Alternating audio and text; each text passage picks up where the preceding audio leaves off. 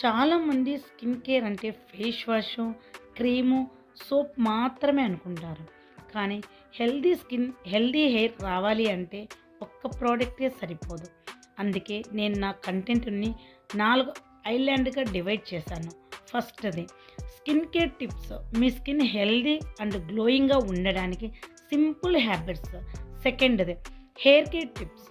Hair fall తగ్గించి strong hair కోసం easy solutions.